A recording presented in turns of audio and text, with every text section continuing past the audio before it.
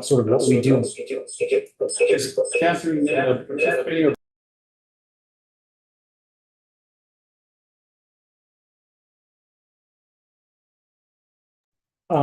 Sorry, I had some feedback. So hopefully I fixed that. So I have a bunch of slides that are more general about what we do. We're going to try to go fairly quickly through some of those things, but there's a lot of overlap between those different programs and TPI. So we're going to try to highlight some of that stuff. But we may be going fairly quickly through some of those non-transportation things. So if you have questions, please do stop us at any point. We don't want to bore you too much with economic development or whatever, but there's a lot of interconnections between that and transportation. someone on our committee would say more than Yeah. people appreciate? Yeah. Absolutely. It touches all things, right? So today we're really going to introduce who VAPT is, all the regional planning commissions, talk about our governance and accountability, how we're funded, including through VTrans and the Transportation Planning Initiative.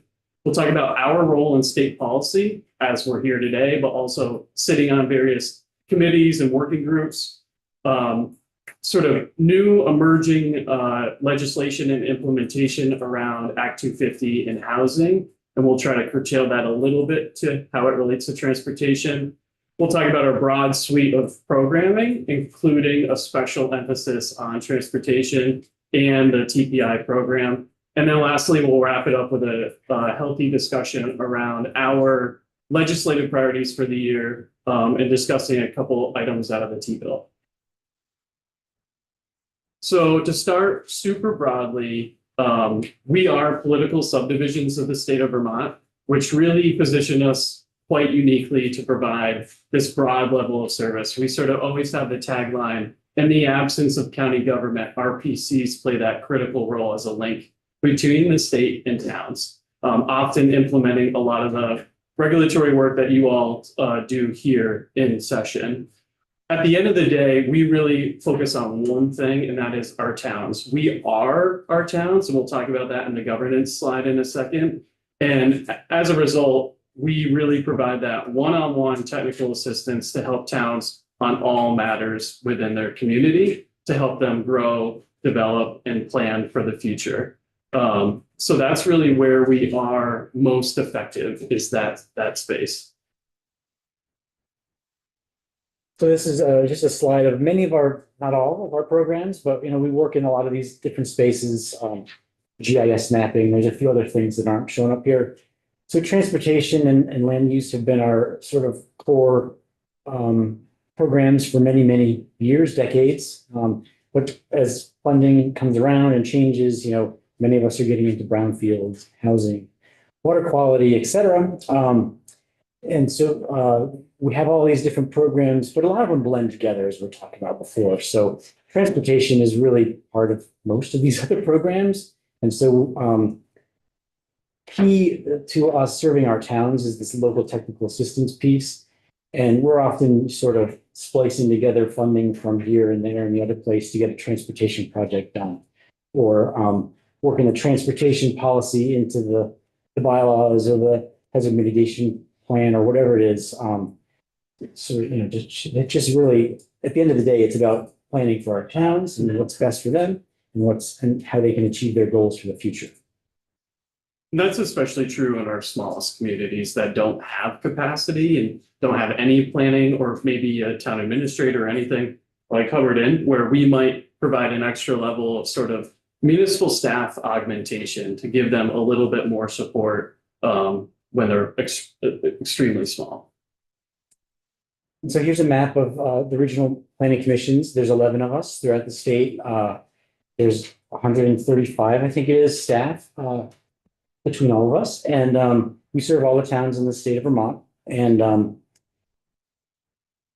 I'll just leave it at, we spend an awful lot of time trying to help our towns with a variety of things, but including grant writing. We're doing a fair amount of grant writing. And this slide highlights that last year we helped 113 communities with grants.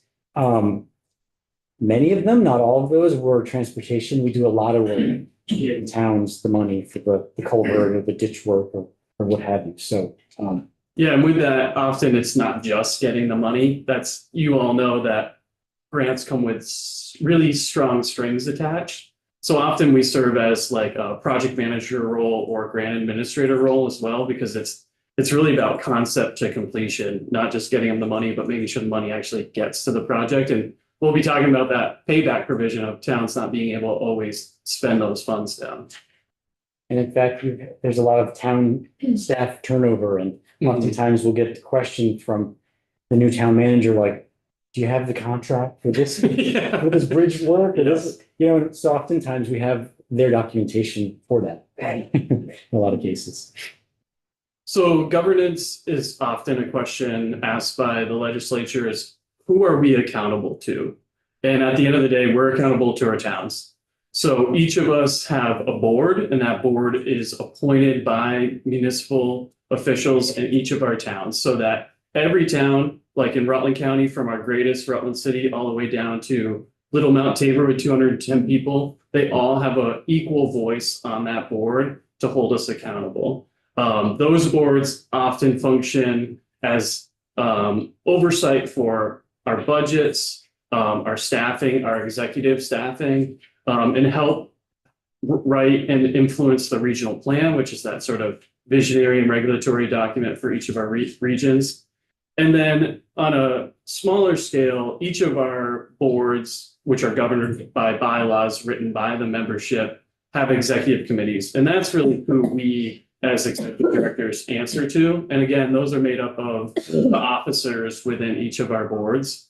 And then every RPC has a slew of committees, and most of them are standing committees relating to regional planning, Act 250 review, water quality and brownfield. And they're a little bit different for each RPC, but generally speaking, they represent those areas. One thing that the legislature in Act 181 last year asked us to do was create an assessment of VAPTA and all the RPCs, and we're about to actually submit that, I believe, at the end of this week, next week. And that's looking pretty closely at governance and accountability to relay how we're doing as RPCs and meeting the needs of our towns. And how can we do better? Yes, yeah, absolutely. And we're always very open to that feedback, because we really just want to be the most effective and streamlined as we can. And I'll just add, we all have committees of different types. Transportation advisory committees is one of the key ones, and but that's made up by town appointees, and that helps us to do our TPI work. Yeah, and in the past, you guys probably remember those long acronyms like VPSP2, the Vermont Project Prioritization and Project Selection. That TAC committee actually had a percentage of a vote in promoting projects that would eventually be programmed in the T-bill. We've slowed down on that recently, because you guys know we've run out of money for new projects in a lot of ways. But that's a critical piece of having not only the district vote on those projects, but the locality too, especially with the number one for us is typically town highway bridges, right?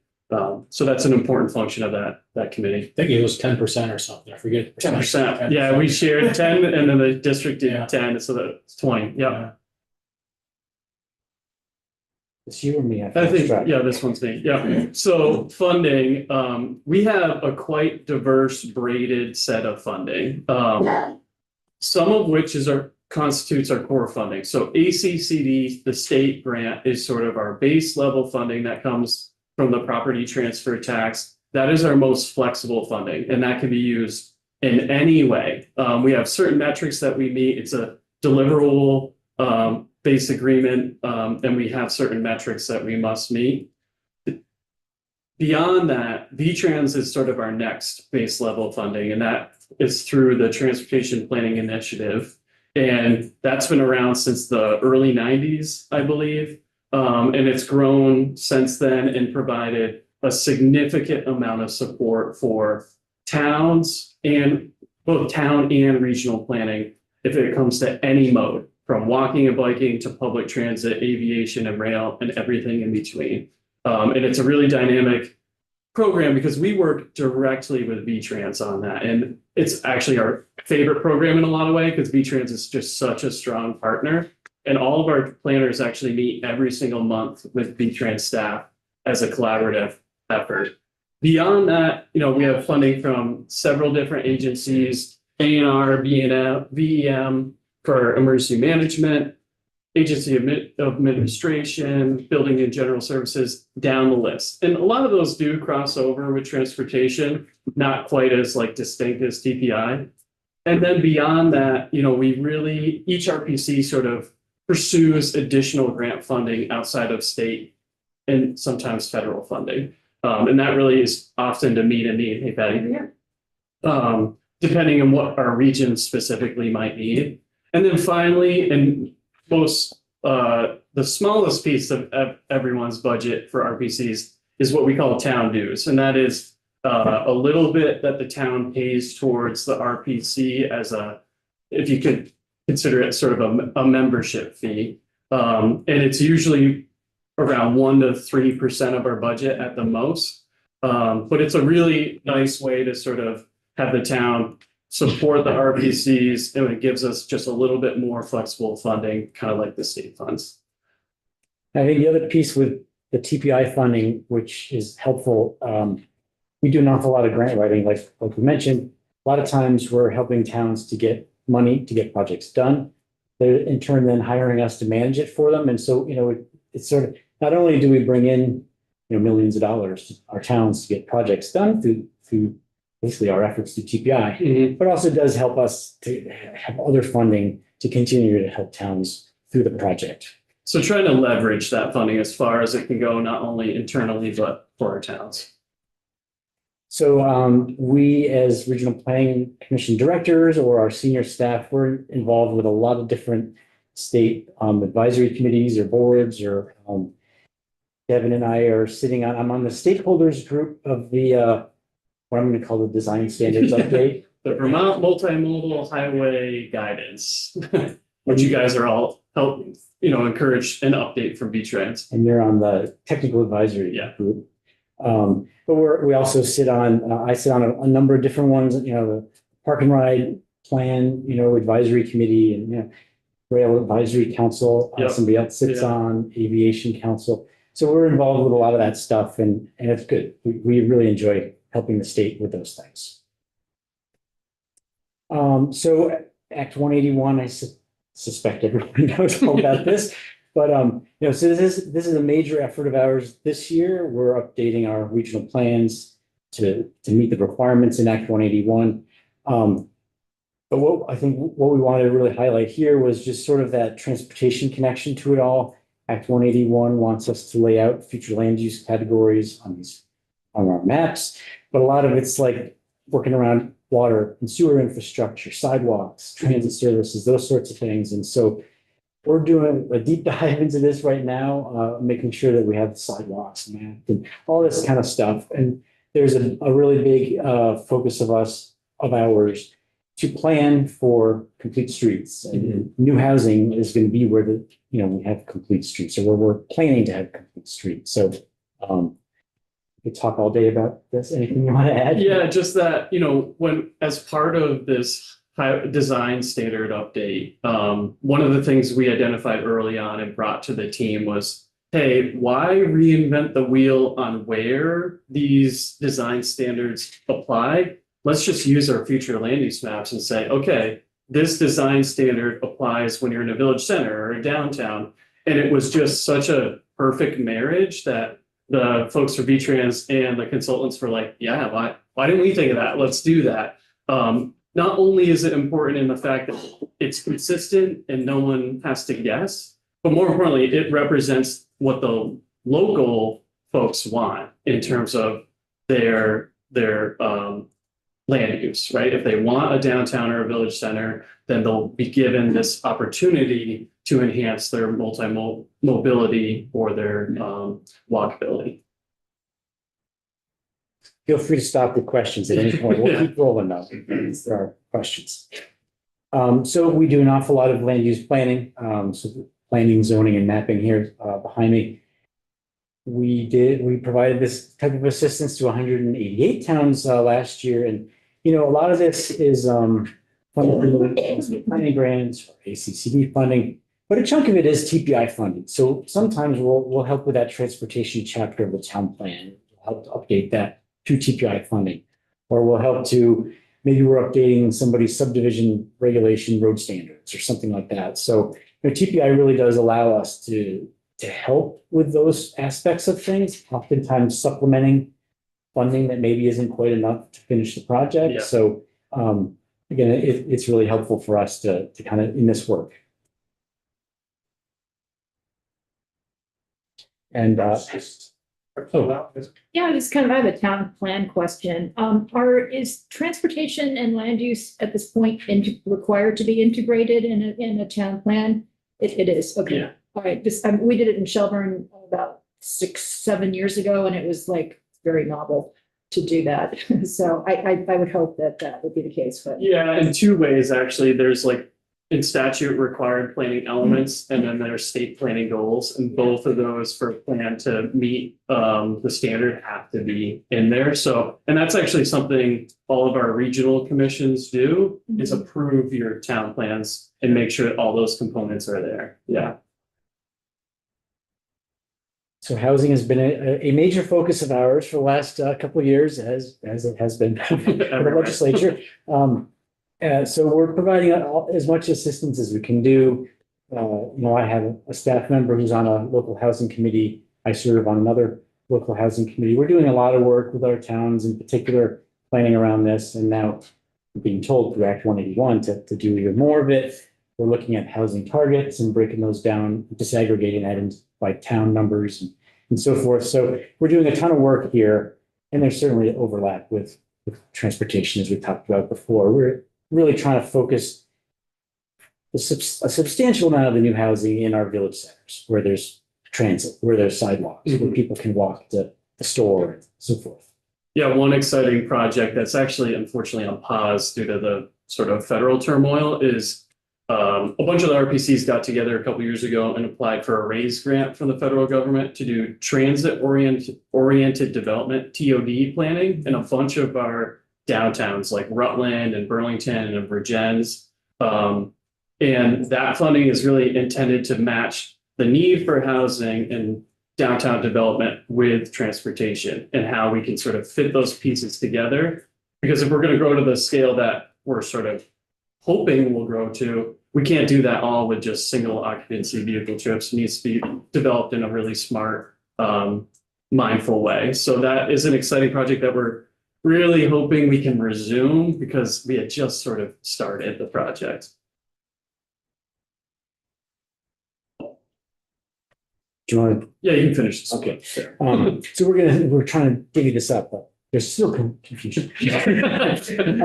So to produce more housing, we're looking at these factors. One of the bigger aspects right now is really trying to figure out the tier system, and as it relates to our future land use mapping, and trying to help our towns understand what it means and help them to decide what works best for them. Ongoing process. Yeah. It's very much an ongoing process.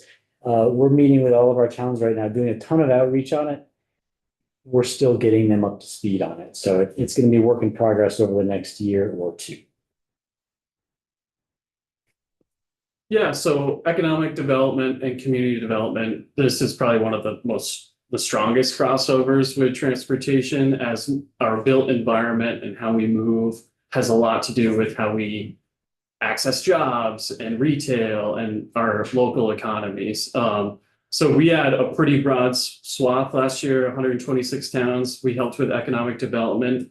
I won't jump into the brownfields because that's another slide. But really this is a chance to sort of help towns build a vibrant local economy by accessing all the potential public funding and incentives out there, like neighborhood development areas and downtown designations. And actually NVDA is a great example where they worked with Albany on a village center and tax credits that eventually created the Jenny, which is this really cool general store in Albany that had been long sort of forgotten. And it's been a boon in that small town. Brownfields. So I alluded to this earlier. This is one of our actual appropriation requests this year, is to get more money back into the state brownfields program. because there's few programs out there where it's such a tangible benefit of we invest in our contaminated, underutilized properties, and we get redevelopment and serious tax revenue. A great example, besides the one on the screen, is I was actually in a VEPC meeting for a potential TIF district in Rutland right before coming up here. And their marquee project is a hotel downtown that burnt down 52 years ago. And it's been a contaminated site we call the pit ever since. We spent more than $200,000 investing in assessment work to get them to redevelopment. Now they need several $1 million to clean the site up and they access that site. But now a formerly empty dirt pit is going to be a 99-unit hotel with 26 apartments, bringing in a tax revenue, value of like $35–40 million. So this one we're really excited about because not only does it help with business and downtown development, but we see it as sort of the real lever to pull with developing housing in our downtowns, because we all know we have historic downtowns with a lot of historic contamination from past, industrial practices that no longer exist. So Are these federal funds or state? Oh, Some of the federal, oh, they're both. yeah, so this state has a program that we're actually asking for more funding, and then each of us, not every RPC has one, but most of us applied for and access EPA federal funds that we supplement the state funds. So I think you guys hold not only assessment funding, but you have a revolving loan fund as well. It's just like a 50/50, 80/20. I was just wondering how much, the feds kick in. They kick in 100%. We don't, there's no local match, and we don't ask anything from, at least on the assessment side, anything from these local developers that are trying to redevelop. And we have a pretty big brownfields program, so we had. Sorry, was there? The developer's not contributing, but the state The state is. fund match piece of that. Yeah, there is no match on those. He was, I'm sorry, I think you were asking about the breakdown of how much of that money is state and how much of that to pay for. the brownfield. Right. So two separate distinct buckets. So sometimes we'll utilize those state funds and sometimes we'll utilize those federal funds. And in terms of, those are 100% funded, at least for the assessment work. Sometimes with the cleanup, there can be a match, but typically not, right? Typically not. So Yeah. we got $3.5 million from EPA a couple of years ago. Yeah. Their stipulation is basically half of that needs to be in the form of loans and the other half grants. And like another exciting project is the Bennington High School redevelopment project. Oh, Yeah, Ben. And that's a big one. And, we ended up loaning some of our money to them because we were finding it hard to do loans in our region. And that frees up the rest of the money to be grants in our region. So it's kind of a win-win. Mhm. So if that partially answers your Yeah, question. $50 million. No, I guess what my question is, because I always thought it was always 100% federal. I didn't realize there's another bucket. So why would you go towards the other bucket? Well, you have the federal money out there. There's that volume of work where we need both, Oh, okay. both funding Is sources. it more cumbersome or is there less restrictions with one with the other, or is it the same? State is easier. Yeah, State yeah, is always yeah, easier. yeah. But the feds have been really good partners, honestly, Okay. and usually pretty amenable. The reporting is just quite a bit more advanced. And I know like for St. Albans, you guys have really utilized a lot of brownfields funds to sort of redevelop your downtown in a big way. Our business is in St. Albans. I live in Swanton. Yeah. But downtown St. Albans has benefited from particularly Ace Hardware, the one that developed Right. area there, and the state building on the other side of that brownfield. But I think they're just finishing another one that is to do with. Catherine would probably know about it. I see her shaking her head. We can't see her, but. Yeah. um, Yeah, so it's a really solid public investment Yeah. at the end of the day. And these projects are expensive. So, the more money, the better, honestly. The people I would listen to say they wouldn't happen without it. Absolutely. Yeah. Absolutely true. Yeah. Without it, they can't do it. I mean, the hotel I mentioned took 52 years, right? It hadn't happened without it. So I think it is one of those, like I said, one of the easiest levers to pull. Representative Powers? That slide says, you work with 55 towns or 55 sites, brownfield sites. Do we have a total of how many are out there yet to be remediated or developed? I mean, because hopefully not making more, we might be a little bit, but not like, Yeah, you mean like, are we starting to check these off the Yeah. list from start to completion? Yeah, and that is 55 towns, that's not 55 sites. okay. So like in Rutland, they hold several sites in our region, and we have like one in Poultney and one in Pittsford, but we actually to inform this appropriations request we just are made for brownfields, we had a kind of a rough in number of like, okay, what is everybody sort of needs to this point to get them through that cleanup? And it's significant. I don't have the total front of mind, but I know in our region alone, just for cleanup, we're looking at, around $12 million that we know. There's a lot that we don't know. So I imagine that's similar throughout the state. I think we've assessed most of our problem properties to date. We're just got to clean them up. There may be a That's few more tricky. out there. I'm sure there are some we don't know about. But, hopefully we're starting to chip away at things as opposed to discovering new ones in large numbers, but. Just sort of a follow-up. So, is there a distinction between some sites that are maybe under the purview of the EPA? I'm thinking in Burlington, the barge canal, the tar, or the coal, leftovers. Is that something the planning is working on as a brownfield, or is that the EPA? Is there a separation there? I don't Responsibility. know that specific project, but typically there's a partnership there with regional planning commissions. Okay, so Clean Water is another program. We've been working in this realm for about, I don't know, 10 years or so, like, Yeah, long time. And for example, Manascutney Regional Commission administers the Clean Water Block Grant Program for DEC, And so those are monies that go out throughout the state. So we're helping our towns to get access to municipal roads, general permit related funding sources, grants and aid, better roads, those sorts of things.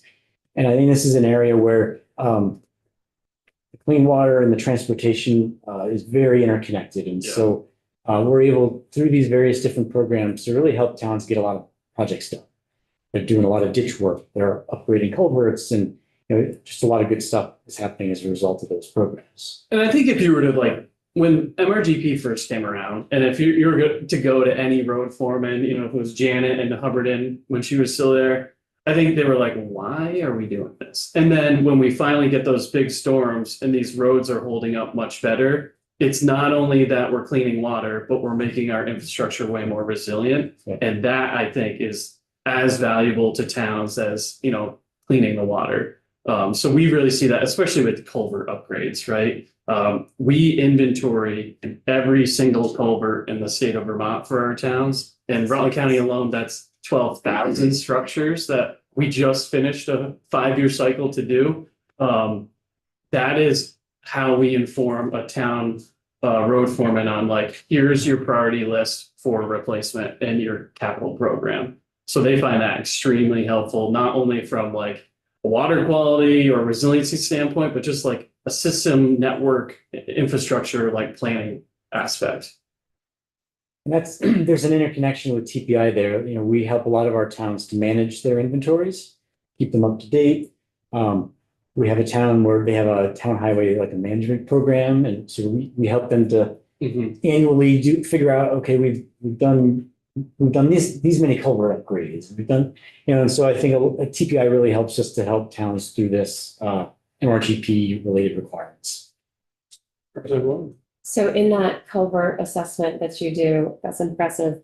Does that include private roads, private driveways in towns, or are you just looking at kind of town roads, town highways? Only if they were connecting to a public road. So if it were at the end of a driveway, which technically is in the public right of way, and every town does it a little bit differently, whether they have the landowner pay for the culvert and the town installs it, or it can be any different way, but those would be within the So systems. the piece of the private road that intersects with Yeah. a public road. Yeah, so if it's in the right of way, then we will count it. And so a lot of towns like asked us to include the driveway culverts that are within the town right away. Yeah, and we used to, I don't know if we still do or I not, think we used we to got mark away from them that. public or private, I think we did too, yeah. Because frankly, if they're in the right of way, they're all kind of public, right? So, yeah. And, so we're doing a lot of energy planning. That's sort of kind of ebbs and flows when money is available to us, to be honest, but we do an awful lot of energy planning. We're doing a lot of that right now. And yeah, we're just, at the end of the day, the rules get really complicated and, we're there to help our towns to understand it, make sure that they have an enhanced energy plan or whatever that they want to have in place to navigate those requirements. Yeah, and as it relates to, transportation, it's often this around like EV adoption, EV supply equipment and going greener with like our public transit fleets. And also, not TPI really related, but the Municipal Energy Resilience Program through BGS has been really, really helpful for our towns. So we're deeply involved with getting our towns access to those monies to do energy efficiency improvements to town buildings. And that's been really, really helpful. So emergency planning and response, obviously this one to me is like housing. Everyone's talking about like how we can be more resilient, how we can respond better to these disasters, which most often impact our transportation systems, right? When we get cut off, that is where we sort of spring into action. We do a lot of planning in this area. So we help towns update their local hazard mitigation plans, which often identify those hazards that they need to sort of consider when making infrastructure upgrades. We also work really, really closely with VM to the point where we have been called upon to staff the State Emergency Operations Center. In addition to that, we serve as what's called local liaisons. And that is where we, in an event of a disaster, the VM calls upon us to collect storm damage from our towns. And the reason I think they ask us and they just don't do it themselves is we know who to go to in the town. We have that road foreman on speed dial and know that he prefers text instead of email. And this one wants a phone call and this one wants a carrier pigeon, whatever it might be. But the point is, I think it really stresses home that RPCs tend to be that closer neighbor type organization than maybe a state or district level organization. But ultimately, high in mind is how can we help towns better prepare and respond to these disasters? Yeah, this one's super broad, so I'll go through it quickly. But RPCs don't do anything alone, right? We're sort of one of many different groups that work on several different aspects. We work a lot with VLCT and Ted Brady's group. We're actually doing this really cool thing right now where we're doing these select board meetups where each region is hosting an event that brings all select board members from every town together to have a conversation. And we actually hosted the first one in Rutland, and it was amazing because towns that were literally next to each other had said, I've never met this select board member before. We're so busy doing what we have to do to just maintain. Having that space for that conversation was incredible. And I hate to say it started with like dog wardens, but it ended with like the most in-depth conversations and often talk about transportation. Guess you're not going to be surprised what they talk about the most. Sand and salt sheds, right? You guys have probably heard that a ton. And that problem certainly isn't going away. The costs are extreme. But that's just one example of the many partnerships we have, including our counterparts, which are regional development corporations, RDCs. Are you saying you came prepared to testify about salt sheds? I'll talk all day about salt sheds. Multiple salt shed bills that they haven't come by here yet. Yeah, I'm not surprised. I think there'll be indefinite salt shed bills until we figure it out. Okay, so finally, TPI. Pretty good shit. Thanks for bearing with us. So yeah, transportation planning is, I've been doing this for 25 years. It's been one of our two core programs all that time. And it's really a very important program for us. We really enjoy our partnership with VTrans, and it generally works really well. And in fact, we point to TPI and As the model. and our relationship with VTrans as a model to other state departments. We'd love it to work more like this Mhm. with these other programs. So it allows us to do a lot of things which we've already talked about, but the key thing is the local technical assistance that we're allowed through this program to help our towns with. We do a ton of work, whether it's culvert inventories, whether it's helping them with a grant application, writing a town plan transportation chapter, you name it. We do a lot of different work, traffic counts, the police often ask for a speed count, and various different things that it allows us to do. And we really, it's very important for us. We love the flexibility that we have in the program, and it really allows us a lot of ability to just help our towns through one of their biggest budget items is the roads. And it really helps us to help manage their road systems better. So here's a slide of, so from each year we work with VTrans to look at our performance measures. And, these are just some of the highlights from last year. Essentially, a lot of local technical assistance is going on here. We helped 114 towns with grants. We've done 64 of these inventories that Devin's talking about. 73% of our budgets collectively are local technical assistance. And so, again, this TPI really leverages a lot of help for our towns in this realm. So way back at the beginning, when there was one or two slides in, there was a comment or a piece that kind of went over about tracking every single hour in effect, like a legal team does in terms of every client or every piece they're working on, something to that effect. Is this how you're able to get such clear data information? Is it truly that you have 135 employees across the whole planning piece is tracking every hour they work on what project they're working on? Absolutely. So we kind of function like consultants that way, where every hour we work, we bill to a specific program and track that. And then on top of that, like specific grants will have specific metrics. And I love VTrans the most because they're really clear and they're consistent. So not only do we have this data from this year, but we have this data from the last 20 years. So we can compare over time, and I love that 73% number because that's the number I typically look at the most is how are we spending those monies and is it going directly in support of a town? Because that's a great point. And often I think there's a balance with grants as to is the reporting more effort than the grant is producing? And in VTrans, it's a very low demand. So we know what we're tracking and we can really focus on just the work itself. But yeah, great question, Matt, because it does seem like, are you guys really doing this? Yeah, we are. Fortunately, we're pretty good at it. So we have a streamlined approach now.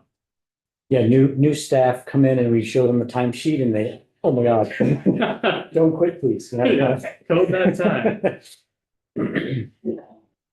So I guess we want to segue into some of our areas of interest for this year. Do you want to start on the first one? Sure. Yeah. So this year we had an opportunity to meet with Michelle and Patrick and the VTrans team to sort of discuss what their legislative priorities were and what ours were and see if they aligned and what made sense. In our discussion, we talked a lot about bicycle and pedestrian infrastructure and that we're having a really hard time at the local level getting projects through completion for a number of issues. A lot of them have to do with regulatory, environmental regulations, NEPA, strings attached to funding the costs of infrastructure. And it's prohibiting our towns, especially our small towns, from really growing and enhancing their village centers and downtowns. So we and VTrans both thought it would be a really good idea to offer a suggestion for a legislative study that would look specifically at the barriers to these projects. So we can identify, can we fix them or not? And can we fix them legislatively or are they programmatic issues? So we're actually working on a draft of that right now. I wish we had it ready for you all today to start to review, but we're hoping we can get it solidified, get retrans on board with it and send that to you guys soon, because we know it's like dangerously close to the end of the term. But this one is important because we often see the sort of minutia of what's holding these projects up, but can't in effect really make any change that would help them go to completion. Any sort of thoughts or questions on that? Has this been something that's been brought up to you guys before? Go ahead. Representative Lally. Yes, I actually identified it, as an issue of great concern, based on our experience in our town in building what's turned out to be the world's most expensive pedestrian bridge. Yes, I'm aware, yeah. Yeah, it did be partly because of NEPA and then coinciding with the pandemic. So there, it was like the perfect storm of unfortunate outcomes. But yes, I mean, the need is so pressing and we have such limited dollars for it. So I think it's very important that we make it the most efficient use as possible. And right now, it seems like bicycling and pedestrian under the, my understanding is under the current NEPA contract that the state has they're not screened or exempt facilities. Yeah, And no, they're definitely not exempt, yeah. yeah, and so there's been some discussion about, well, what does that really mean? And is that the problem? Is our towns being maybe more risk averse? So it would be great to sort of dig into that because it is definitely having an impact because, and why this matters, I think, so much is that our towns are strapped, with many pressing cost drivers that must be met. And so, there is not really the option to build this stuff on our own dime, basically, So we require, state funds, which then come down to us from feds and have these strings attached. And it makes them more expensive, but that's the way that unfortunately most towns are sort of forced to do that. And so this makes things even more expensive than they need to be. In our instance with this, small segment of sidewalk with involved a bicycle and pedestrian bridge over the La Platte River. This ended up costing, at the end of the day, something like 4 times as much as it would have cost if we had just done it ourselves, So I think, something's got to give here. Yeah. Particularly with the goals of Act 181, and just the, looking forward, the real limits that we have on funding. Yeah, I couldn't agree more. And I have to point to Pattystown actually, where they were doing a state grant to do 550 feet of sidewalk. They were able to do it for $39,000. Town of Pollitt was given a federal grant to do the same linear feet of sidewalk, and it was estimated at $550,000. So something is not right here because it's the same sidewalk. There might be a little bit more complexity, but that shouldn't be the case. And we need to really figure out why that is. I think we have a general understanding, but we don't have a good understanding about what we can do about it. Representative Casey.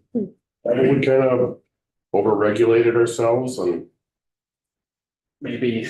I would think that would be it in a nutshell. Yeah. Yeah, I think, we often sort of question is, state historic preservation and NEPA required on a sidewalk that's replacing an existing sidewalk. And I can't opine whether that is true or not, whether it should be needed or not, but it really does beg the question, are we regulating for the sake of regulating a piece of infrastructure that's fairly simple, Yeah, we tied our arms behind our backs. Yeah. And balloon the price as a result. And then we're asking why this is happening. It's funny. Yeah, I mean, Humorous. I think that aspect is just one piece, though. I will say, there are many other aspects that need to be investigated a little bit more, but I think you're right. At the end of the day. Hubbard does hold a sidewalk. Yeah, I know, you're a little bit easier to deal with, but yeah.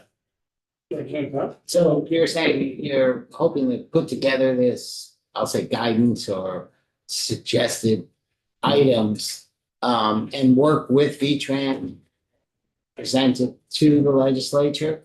Yes, possible way of doing it. And yeah. we might see that this session at some point. I would love for you to be able to see it before that crossover date, like within the next week or two.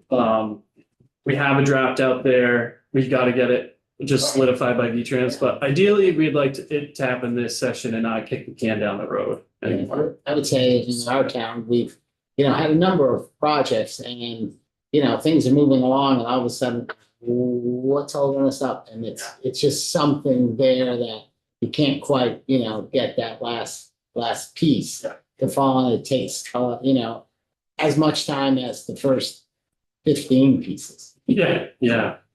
You want to take the next bullet too? or- Sure, I'll take the next one as well. So also funding, right? So I've actually sat on the V-Trans Bicycle and Pedestrian scoring committee for the last several years. We've seen the request and the amount diverge in a big way. So for instance, year over year, we're about $4.5 million in that fund to invest in bicycle and pedestrian infrastructure. When I first sat on the committee, I think we had about 6 or 7 million in requests. Then it ballooned to 10, then 16, and most recently $20 million in requests for $4.5 million of funding. And that does not encompass the full amount that's actually needed for these pieces of infrastructure. And one thing that's specifically important to note is I believe, and this may or may not be true, but anecdotally, that a lot of small towns aren't even bothering to apply to this grant because of the cost and complexity, and they're just not necessarily capable of doing it, or they're afraid of the match that, is 20% and they can't necessarily cover that. ARPA helped a little bit, right? A lot of towns use those ARPA funds to leverage against the match, but I think it's just really important to look at that. And I know, we talked to V-Trans about this aspect. They were hesitant because there's all the other needs out there, bridges and roads and everything in between. And we respect that and understand it completely. But this is a huge piece of regional planning, local planning, and the built environment, and making a community a strong, vibrant economy. And without that funding, there's not much else. That's a program we really like because it's fairly straightforward. Although those aspects of the federal funds creating issues, I will say, there's two pieces to the bike ped program. There's the small scale state funds, and then there's large scale federal funds. And, we'll talk about the payback provision in a bit, but I think you'll notice that within that state fund, there's almost no payback because it's an easy program to just spend the money and get the project done versus the federal requirements attached and the costs associated with that for federal funded projects. So I think it's just important for you all to know the ask is way more than the pot right now. I would just like to add, we doubled that. You want to jump on that for the? Well, I'm just saying, we doubled that last year, so it was 8 million, there was 8 million in there. Yeah, because you had the pollution reduction Yes, grants. yeah. We only ended up we saved a little bit more for this year. We ended up using like half, so I think we had 6 million last year. And we spent all of it and it was great. Yeah. It's unfortunate because folks didn't know that when applying. So there's 8 million, but the need wasn't there for 8 million, what you were saying, because they didn't apply.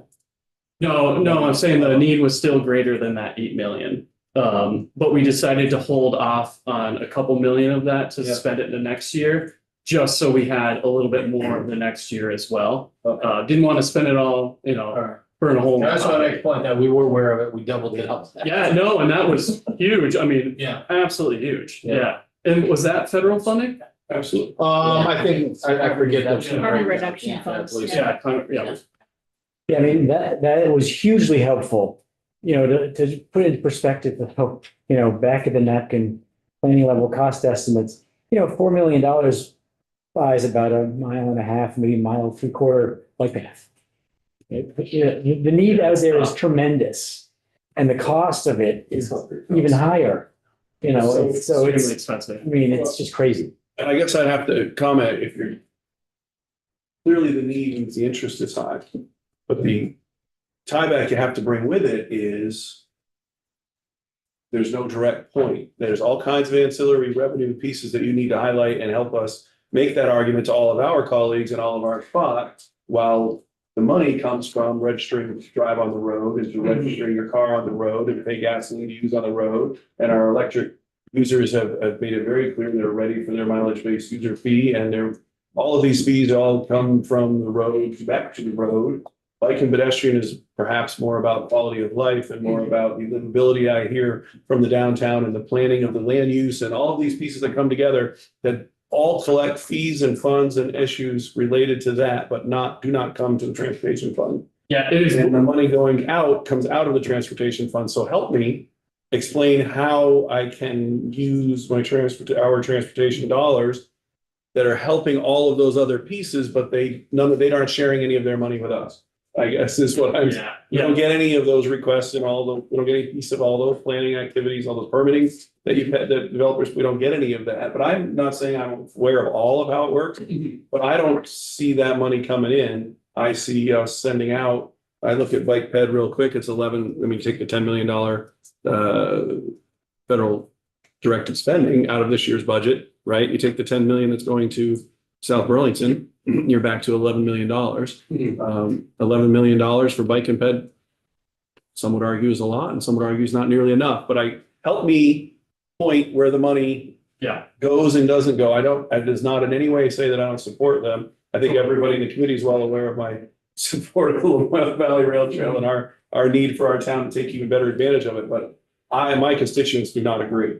yeah. I think you bring about, They do not agree that they've canceled bike path projects in my town. So I'm just saying, help me make the argument, explain where. Me help you. Yes. yeah. Help me explain where the money comes from bicycle and pedestrian, Yeah. where there's any coming in, where it's not all going out of our particular silo. Yeah, we can definitely help with that, Matt. And I think the biggest thing, because it's never going to be direct, right? It's never going to be dollar in, dollar out. But the indirect benefits, we have a lot of data on. Like, if you live in front of a sidewalk, your property values. I'm not on the opposite. I'm not. No, I know, but I'm we saying can outline that is for not you. the way that the people in my town. Yeah, yeah. And I mean, Rutland County's fairly similar in some of our communities, right? And I think it is a framing and education component, right? So yeah, I appreciate that ask. And there may also be some alternate ways of You getting it have a done. great village. And you actually are our only town other than Rutland City that has a sidewalk fund, which is huge. Yeah, Pulteney's, you guys are rock stars. You keep going. Wow, I thought only Heinsberg was. Yeah, there may be other ways to get it done. Like we find ourselves talking towns out of applying for grants. We have some towns that have done some bonding and they've gotten a lot of sidewalk work done as a result of it. Much faster, much quicker, much cheaper. And, maybe you want to do more of a double track mountain bike type trail as opposed to a bike path, so I think there are some alternatives that we ought to be, put on the table as part of this conversation. Yeah, and I think we'll talk a little bit more about that in detail with the payback part Right. as well. Yeah, it's not quite a question, but we're talking about the demand coming. I've found over 30 years, at one time we had no crosswalk and maybe a little piece of sidewalk. The town population really hasn't grown very much, just a little bit. But now with more, it seems the more time, more walkability or bikeability you put into the village, the more people value it. And, sort of say, well, wait a minute, no, I want to get to this neighborhood or I want to, get here. So I think that it sort of builds upon itself because now these kids are walking to school, where they couldn't 10 years ago. Now they can safely on a crosswalk, on a sidewalk. So, Yeah, and we know you guys are talking a lot about busing here, right? And that is a component, right? yeah. Safe routes to school versus throwing everybody on a bus without any drivers or funds to do it. Yeah. So, yeah, all right. Thank you. So our last two bullets, one of the other areas that we're looking at is, the clean water bill last year had $1 million to help with road erosion inventories, which is great. We need a little bit more money to finish. Towns need to update their road erosion inventories for MRGP by, forget, in 2 years? 3 years? Something Yeah. like that. Just heard about that. I heard Yeah, Joel's in there. Joel talked this morning about adding, I think it was $750,000, which is great. We saw it was a challenge to get the money out to our towns this year. It was a fairly easy, but still a competitive grant type It of a was- process. And it was a change up, so I think towns are a little It was confused. a change up, the rules changed, and it was hard to get the money out there. The flood in the summer didn't help. And there are various different things, but, you know, we're interested in, is there an easier way to get the money to our towns? And, you know, could it just flow through RPCs? Can we then just have letters of intent with our towns? Whether they want us to do the work, whether they want a consultant to do the work, whatever, doesn't matter, but could we help to make the administration of these funds easier, make the money flow faster, and just get stuff done? And 95% of the time or more, I don't have the exact number, but the majority of the time, towns are just asking us to do it anyways, you know? Representative Burke? Does this require a change in statute? I don't believe it does. I don't believe it does. I think it's more of a V-Trans thing, but you know, if we can help, yeah, I guess that was our thought, is if we could help them to make it easier and quicker to get the money on the road, we would love to partner with them. Are they aware, I mean, are you in conversation with them about this? Yeah, we have brought it up. There's no firm commitments, let's say that. But maybe there would be support from you all to sort of encourage that position. Representative Pat? Would this be on your list, generating, how to make things better? Or it's a separate item completely? Yeah, because that's really focused on bicycle and pedestrian, and Okay, this is this is specific a to road separate erosion item. inventory, so yeah. But we, you know, we would love to continue that conversation, and if the legislature likes the idea, we would love to talk more about it. Yeah. Oh, I'm sorry. I was just gonna say, if you wanna, like, write something to us specifically what your ask is, We and, can follow up. you know, Representative Lau? I'd be happy to just When she's done. say, V-Trans, you know, could you talk with them? Thank you. We'll follow up on that. Okay. I think there's a real logic to that, given, you know, we're sort of deputizing more to RPCs just generally with the changes with 181. So, I mean, it seems like this would fall under that rubric pretty logically, I think. Just less administrative burden for Yeah. no reason necessarily, yeah. Yeah, we're really just looking at keeping it as simple and as easy as possible. So yeah, we can follow up on that. Well, you know, full disclosure, my day job is, you know, I'm regional planner with LCPC and, you know, sometimes it can be hard when there's actually a really good idea, but we're not able to act on a town's behalf and we have to go and it just adds time. We've got to go and make the case at a public meeting and then, you know, that can make it seem sometimes confusing or that maybe there's an imagined detriment to doing that. You know, there's just, there's a lot of things that can get in the way of just moving forward on something that would be beneficial to the town and helpful. So I think, yeah, this just seems like very logical clarity to me. Thank you. The other, and the last piece we want to bring up is probably segueing, you know, Catherine back into the conversation perhaps. So in the T-bill, that section 3 is where it talks about canceling locally managed projects. And it relates to the payback provision. And so right now it's referencing federal funding. And the Federal Highway Administration has an order that talks about this. And basically it says that anything that is in the preliminary engineering phase that gets canceled, you don't have to pay it back. And, you know, we think this change that's proposed makes it easier to deny or to require the payback, let me put it that way. Makes it easier to say, no, you're not forgiven, you got to pay it. But I think it also muddies the water. It makes it less clear whether a project in the right of way phase, in the construction phase, like can they ask for payback or not? So we have some concerns that it's causing some confusion in that realm.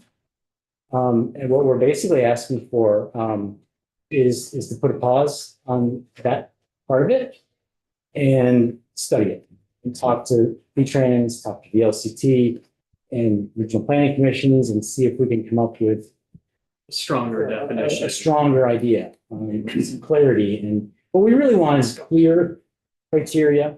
You know, if the town wants to cancel a project, they don't think they have to pay it back because of whatever reasons. What are sound reasons for that, you know? And just, we are not against this provision in totality. Right, Requiring a town to pay back because they just got cold feet is one thing. If a town's like, now that the engineering is done and we're looking at a bill that's triple what our scoping said it was, we cannot afford to do this. Is it fair to penalize them even when they did all the steps the agency and the Municipal Assistance Bureau required of them? So, you know, I think we want to see a much stronger definition to say, okay, if you're getting cold feet, you got to pay back. If you're in the design phase and you find that it's too expensive or too complicated and you want to bail, then maybe you don't have to pay back. But sort of a blanket statement, and I understand the agency's position on this, it creates a lot of issues for them. They have to potentially sacrifice funding or put it back in the general fund. However, to me, it begs the question, is this a process issue? And is there a place for RPCs to help in this process? Because right now we have a pretty clear structure. A town has a need, they identify that need. We encourage them to get a grant to do a scoping study. That scoping study, in theory, is supposed to provide, here are the issues that you're going to run into, here are the general costs. We're finding more and more that those scoping studies that are not cheap, you know, they could be $30,000 to $60,000, are not necessarily getting all the details right and setting the town up for failure because they're not going in with eyes wide open.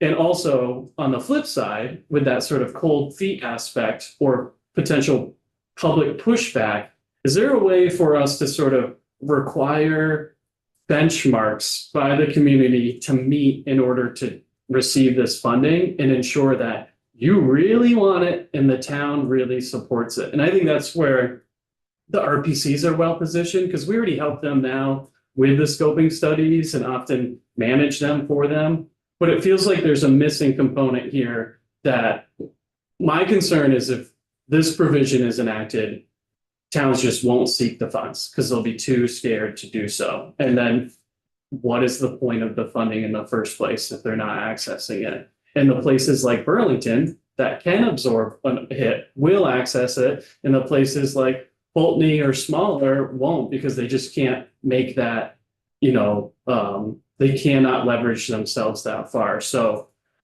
we would like to see at least better definition and a hold off on this to better understand. Can we tweak the process? Can we better understand why these paybacks are being required and why towns are abandoning the projects? Because we understand, what was it, 28 projects were required or were abandoned over the last like 3 or 4 years. I want to understand why those 28 projects were. Because if it was cold feet, fine. If it wasn't, then is that totally fair to a town? Okay, so I'll go last, okay? Represent what? Comment and a question. My question is, do you want to propose a more precise language that you think represents a good time? It represents the process of kind of where it makes sense and allows for a town to pull out versus, you know, when they get to this point. And I'm just going to guess that in the last 3 years, we know that, you know, cost of everything has like doubled or tripled. So it would just be my guess that it's probably why at least some of the projects are being canceled. Totally, because you might have a scoping study from 4 or 5 years ago. And it was accurate at the time, and now it's not. And we are trying to require or ask towns to include inflation factors and escalation factors. But I guess the answer to that question would maybe be follow the federal provision. But I don't know if we're prepared to really say specifically at this point. Yeah, I think we have somewhat of a disagreement perhaps with V-Trans, and we thought it would be nice to sit at the table with them and with VLCT and just kind of understand where they're coming from a little bit better. And can we just set some parameters? You know, when is payback okay, and when is it not? You know, when can it be forgiven? And, you know, so we don't have language today. We can work on it, but we'd like to work on it with that, with VLCT as well. Is there another hand? So the language exists now. It's in there now. Language exists now, the concept at least. There's tweaks to the language in the proposal, but Right. the part of the way I'm listening to what you're saying is we're not looking to remove the payback provisions that exist already. They're trying to update language on it. So we're not going to be able to, or we're not, I don't believe we're considering the idea of tabling. We could consider not putting the new language in, but I don't think anybody's proposing that we were looking to take it out either, I guess is what you're saying. There already is a payback provision. There already is rules about why you have to pay back projects or not. Is there particular parts about this? Is it really geared towards the change that goes from required by the Federal Highway Administration in section 3 on line to funds provided pursuant to the grant agreement? From my understanding of reading that, the agency is looking at, in effect, any money that potentially has been invested would have to be paid back versus the highway specific federal funds. I guess in some ways you could interpret that maybe that they're looking for all of their state funds back, I guess. Is that the real crux of it, or is there more about, there's a concern about the review process that goes to the T-board currently, because that isn't being changed, is it? So maybe we're getting too detailed, but I'm not aware of, you know, the T-board's process specifically. I think what we're thinking is the change in front of you now is striking the federal the federal funds language out of there. By virtue of that, we think it's easier to deny the forgiveness of payback. I don't see it. Well, it's more encompassing of how much money we're talking about, maybe not.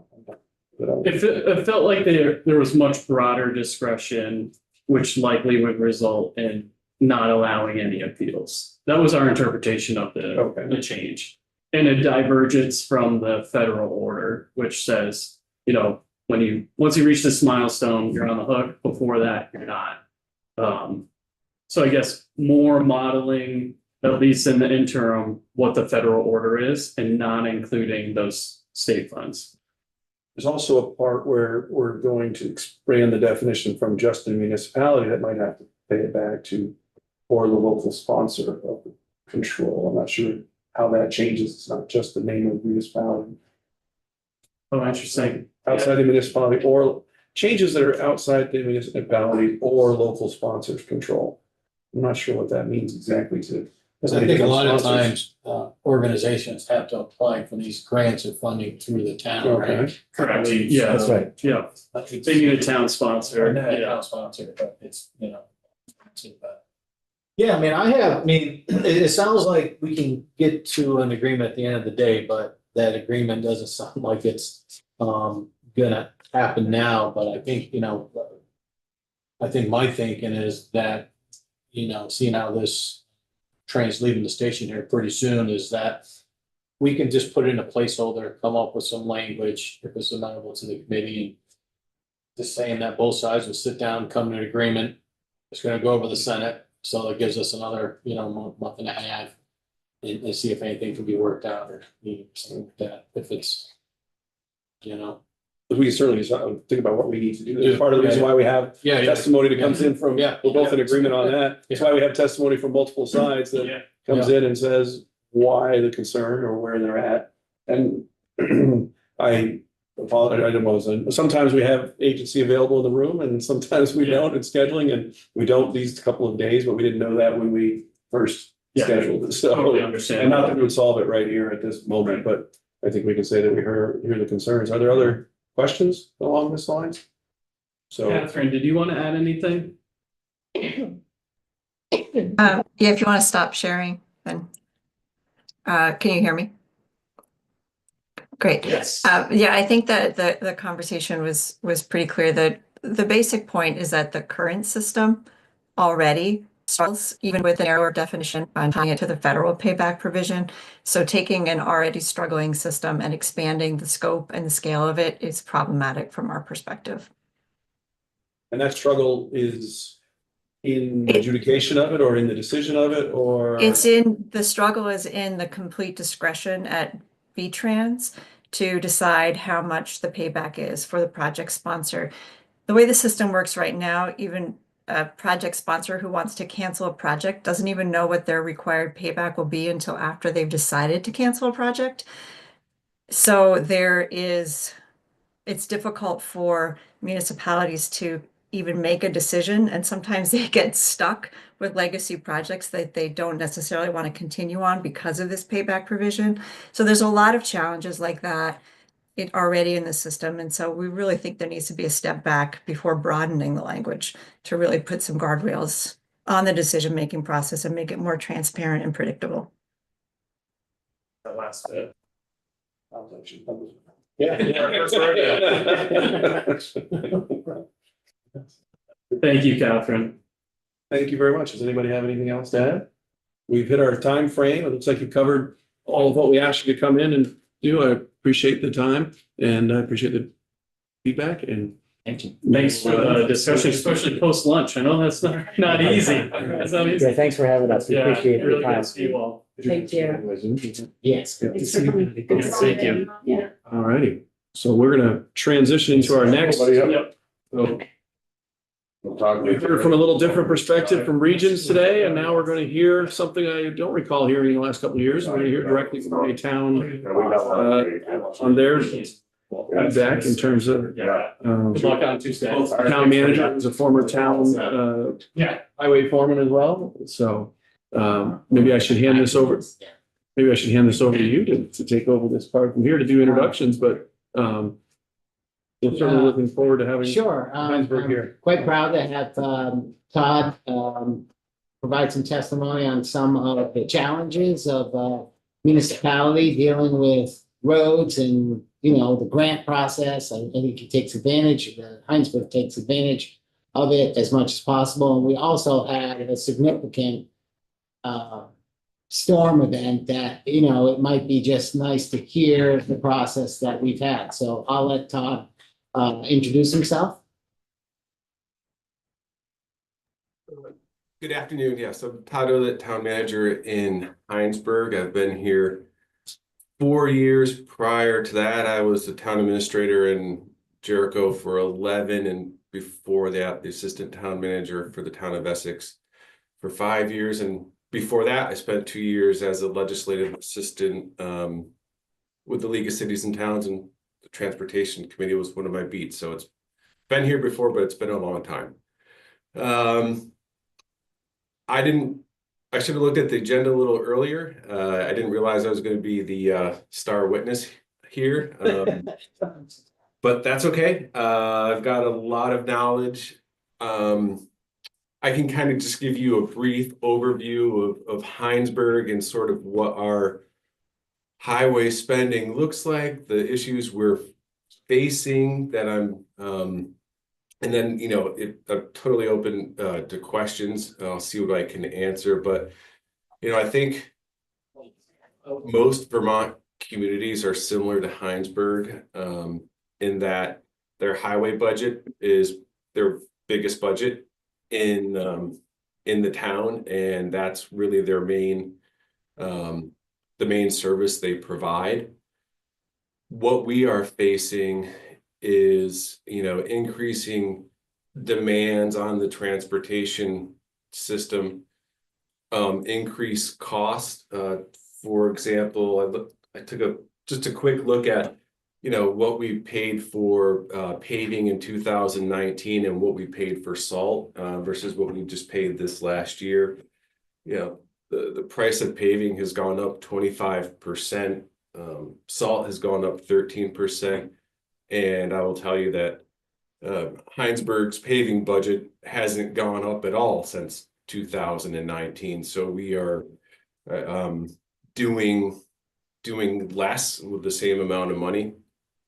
A lot of what happens is when we were putting our budgets together, and this happened this year, especially with the concerns about the, the increase in potential school taxes, select boards, I know mine did, and I think many across the state did, felt the need to try to temper some of that potential increase with making cuts to the municipal budget.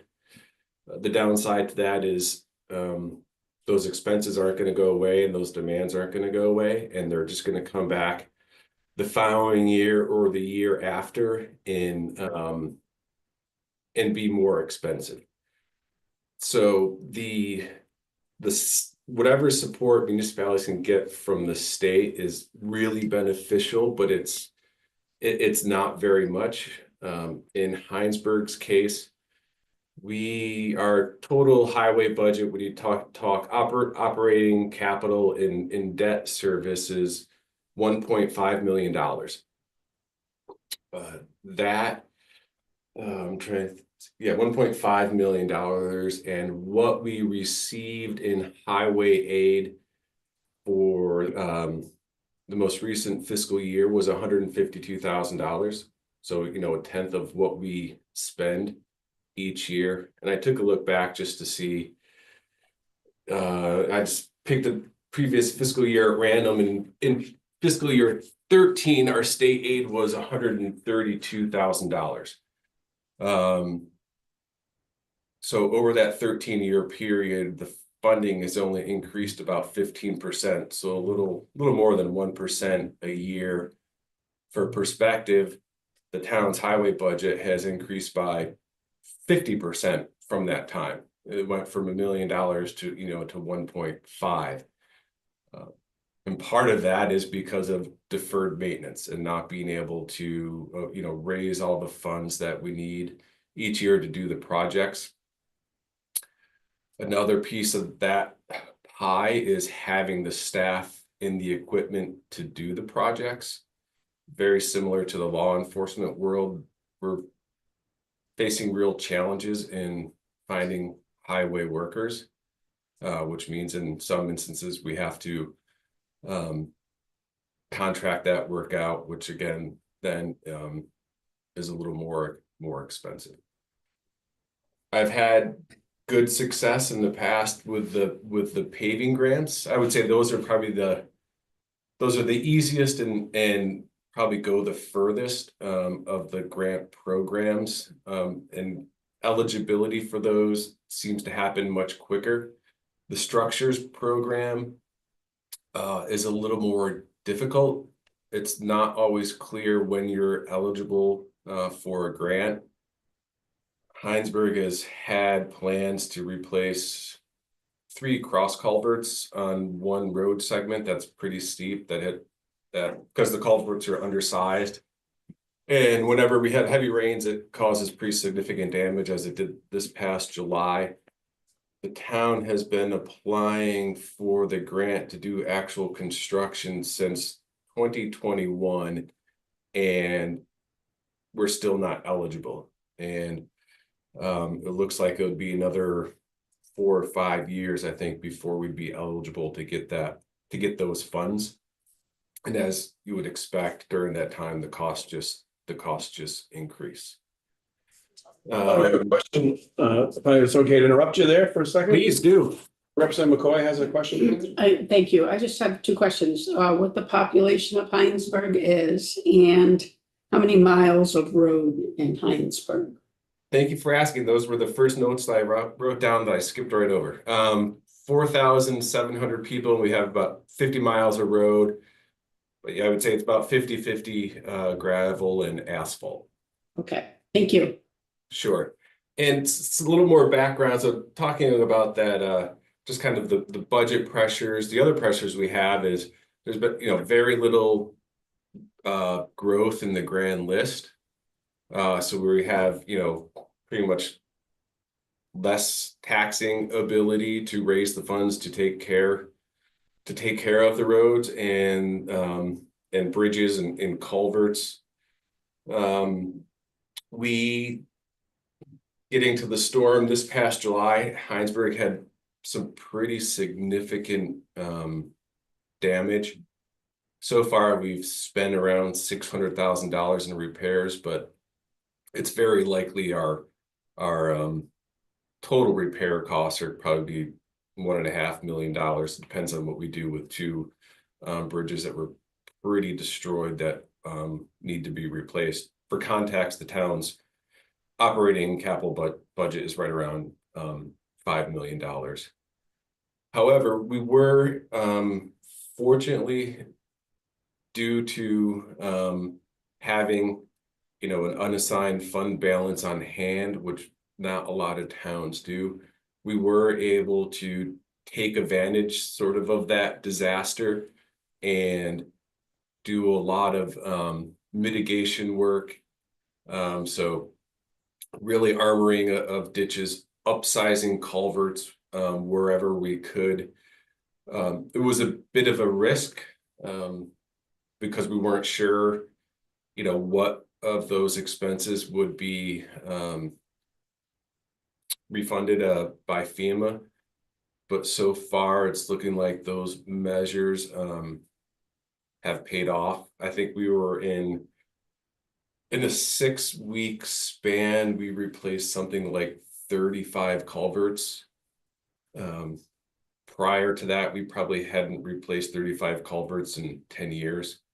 So it did really turn out to be a good opportunity. The only downside is, that storm happened July 10th, and here we are almost 8 months later. And, we still haven't received any money from FEMA. And I think we only have one project that's been obligated. And basically what that means is I think we'll see money on that project soon, but that's a very small expense. We did receive money in a more timely manner through the state for damage that was done to any federal aid roads. But again, it was just a small amount of sort of the total damage the town had. And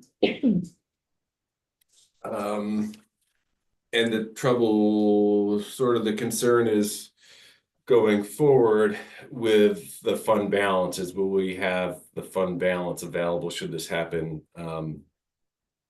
again this summer? That's why it's really important for us that the FEMA process, which is outside of your jurisdiction, obviously, happens quicker. But that's kind of, I think, illustrative of most of the towns and the pressure they're under and trying to figure out how do they respond to these storms, how can they make the improvements when it makes sense to do so, and have the money on hand to be able to do it.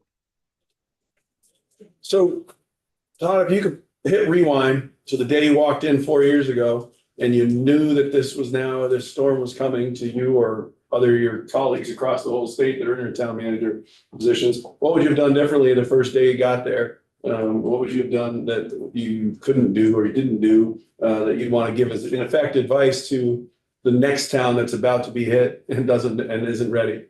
What would you do? What would you go back to day one knowing that you were going to get hit by this storm last summer? Probably would have put together a pretty large culvert replacement project, maybe even put out a bond and just replaced a whole bunch of culverts right away. And you would have been met with some pretty significant resistance from your select board, I suppose, huh? If they didn't know the storm was coming, but you did. Yeah. I think they would have been averse to, taking on some long-term debt to make these repairs, but it's, They do it now. Yeah, and undersized culverts on any gravel road where there's a bit of a pitch is going to be a problem. And I've seen it over and over again. And I would say, to make it more specific, those culverts on Lincoln Hill, that's the name of the road where we had 3 cross culverts that we want to upsize. In hindsight, I would have just found a way to borrow money and go ahead and replace them because they've caused thousands of dollars in damage since that time because they haven't been switched out. Yeah, Thanks, Todd, for taking the time out. That was sort of a similar question to me is, if a few years ago, you had the money, whether you borrowed it or the state borrowed it and provided it. If you had the money, did we already have identified which culverts or which, parts of the infrastructure are the most critical? Were you ready? You already sort of had your finger on what needed to get done, and how much money would it have taken? Okay. I would say we had an idea informally. We had some plans that were more developed than others. We last year had a culvert inventory done through the Regional Planning Commission. Those are helpful, but where they could be more helpful if they were taken to the next step and there was, an analysis could be run at saying, okay, these are your culverts that are the most undersized and most likely to create the most damage so that you could prioritize which ones to replace. But all we really get is just a list of a culvert size and condition. By looking at it, you really don't know whether it makes sense to replace it or not. So it's a kind of a mix of that, just local knowledge, knowing your roads, knowing where the damage occurs, and then having that list of culverts. And I would say where I would like to get Heinsberg to, for comparison, we spend $250,000 a year on paved roads. That probably should be more, probably should be double. I would like to get Heinsberg to a similar number for gravel roads, where the ideal situation would be that you would have a gravel road inventory, prioritizing locations that need to be built and have the infrastructure upgraded. Because I think we could spend $200,000 a year, easy. Just another chance, just sort of talk about the Beecher Hill and, where the town is on that, the costs. Sure. So what's going to be the most expensive damage that we had from the July storm is just a little gravel road called Beecher Hill Road. Our highway department is actually located off of that road, and at either end of the road, one end by the highway department, there's a box culvert, concrete box culvert. At the other end, there was a 7-foot pipe that was probably 30 feet down to a stream. When the crews arrived that morning to get to the highway department, they couldn't get to it because the 7-foot culvert was completely blown out, leaving a hole in the ground probably 50 feet wide or long, I should say, by 30 feet deep, and the box culvert was kind of had to be put back together. Fortunately, one of our highway members lives on Beecher Hill Road, so he was actually able to get to the garage to get equipment out so we could get things repaired. But as it stands right now, both of those are going to need to be replaced. The box culvert is, I think it's about a 14-foot span. Based on the hydraulic studies, that's going to have to go up to about 22 feet. So we're just in the early stages of that. That could be a $500,000 project. And then the bigger project is going to be at the other end of the road, where there's the huge chasm that again is probably going to need to be upsized from just a 7-foot round metal pipe to a box culvert. That could be over $1 million given the bedrock. So even with FEMA money, the town will need to decide is for that larger project, does it make sense to do that, or do we just, you know, dead end the road? Obviously, as you can imagine, the individuals who live near there want to see it replaced, but it's going to come at a pretty significant cost, even with the 75% FEMA funding, knowing that we also have another box culvert right by the highway garage that we have to replace. So, you know, we're looking at potentially $1.5 million that the town will have to contribute 25 to 20% of, which is a pretty big chunk of our annual budget, and we'll need to figure out how to pay for that. It's going to be a hard decision for the select board. Really, is do we replace both, or do we only do one? I'm going to go in a little bit different direction for a second, if you don't mind, Representative Poucher. Todd, one of the things that we're trying to do this year in the T-bill is to adjust town highway class 2 road support and the town highway structure piece report. That match the piece that goes up 3% every year, town class 2 roadways and highway structures, which we already do to some degree. So in the town highway aid program, but you had mentioned 10 years ago, the portion of state money was 142,000, and this year was 152,000, 10 years later. Is that what I heard? 100, it was 132, and now it's 152. If, to give the committee a little bit of idea, that if you put the 3%, if it in general just went up 3% in the cost of living spot, I started with the 142. But if that goes up 3% every year, like what I'm talking about, next year's becomes 142 is what I started off. So I apologize, I don't know necessarily right. It goes to 146, but the next year it goes to 151, and the next year it goes to 156. And then you're now getting, it's not just the 3%, but you're starting on the compounding portion of it. So in that 10 years, it's not just that you're getting, in effect, 20 to 30,000 or $40,000 more.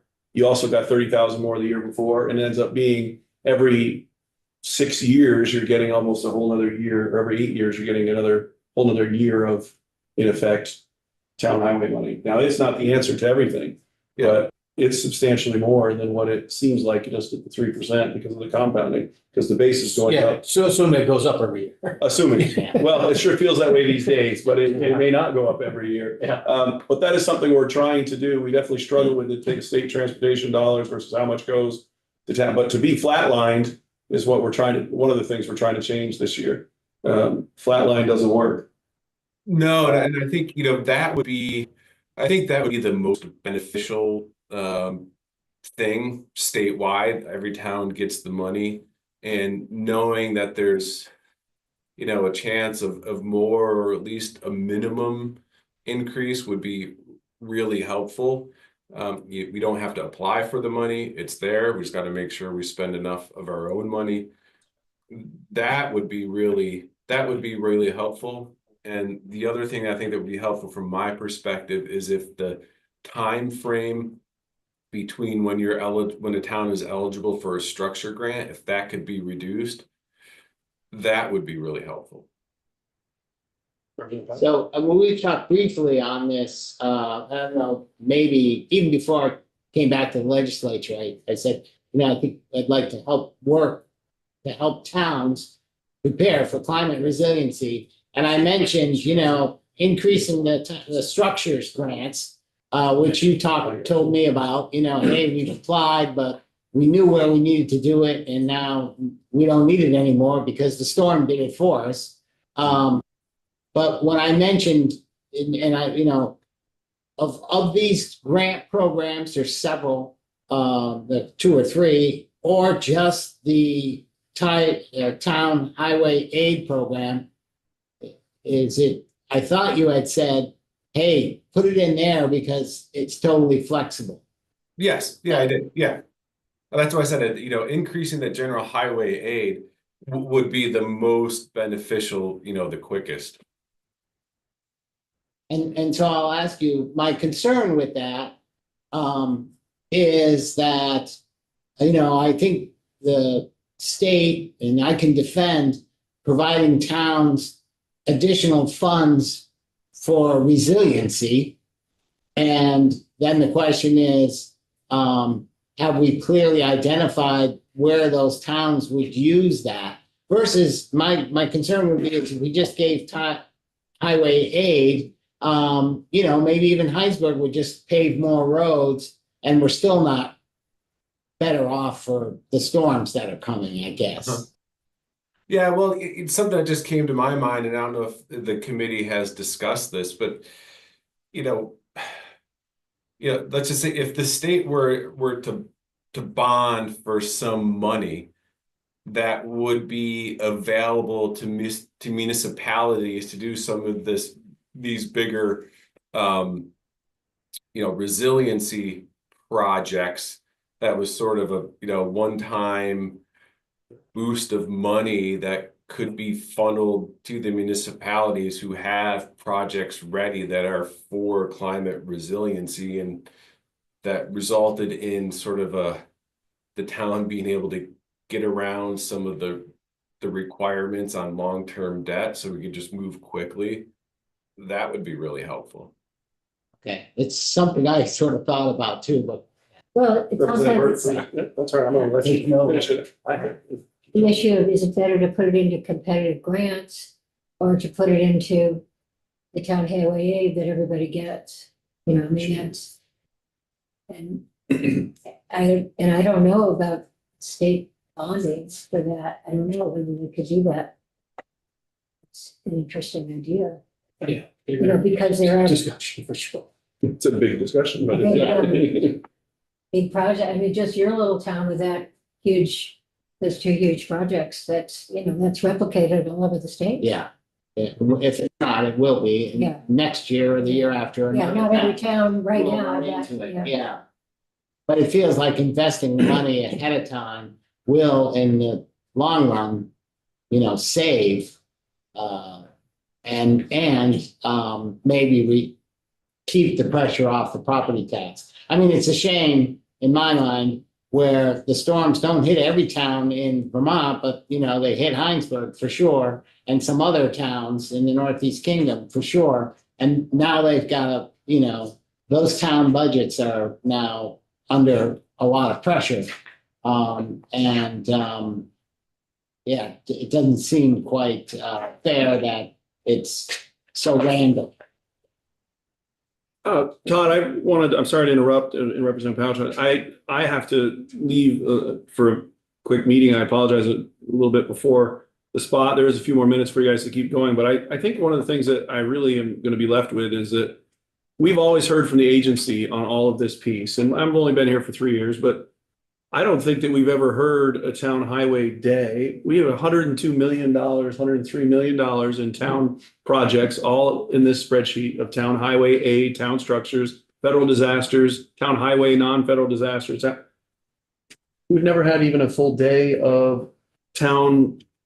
We used to have one pre-COVID, and we used to. Yeah, they used to. Well, I'm glad to hear that. I think you mentioned it to me, and sometimes it takes a while for it We have to a sink in. hearing with Senate Well, Transportation. I People am would get curious, talk not about right this this. second, but Yeah. curious about members' opinion on that maybe could share with some of the other members who've seen it.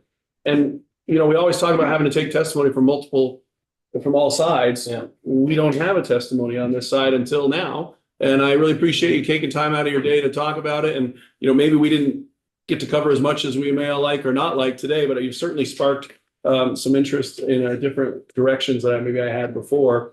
And it makes me really wonder about, we haven't gotten testimony on a lot of these ideas from another angle. And maybe that wasn't the way it was done. It was done pre-COVID. I'm interested in exploring that some more. So Representative Pouch, I appreciate you setting this up. And Todd, I appreciate you taking the time out of your day from your town and your duties. And I drive through Heinsberg every day, every regularly on my way. I go down Heinsberg to get to my mother's house and then come back around the other way. But I appreciate it. And you guys can continue if you're not finished everything. Yeah. And I'll be back up in a little bit, but I'll see you on the floor. But thank you very much.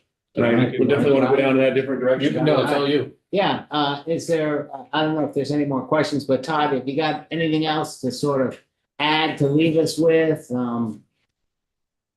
No, the only other thing I think I would like to highlight is, especially in a town like Heinsberg and most other towns, people are wearing so many hats. Yeah, I also kind of wear the hat of the town engineer. So, a lot of towns have just struggle to get projects moving because they don't have the resources to do them. Yeah. I think there's some awareness here. We did just have the RPCs come in and they, I think, do provide, some assistance. And also the districts help. So when we had the big storm, where did you get help? Because obviously you didn't have the equipment a bunch of roads were washed out. People couldn't get anywhere. How did you do it? We had 3 or 4 local contractors doing work. That was the main thing. They accomplished most of the work. Okay. All right. Are there any more questions or? I appreciate it, Todd, and certainly if you have other things, you know my email. Yeah. All right. Thank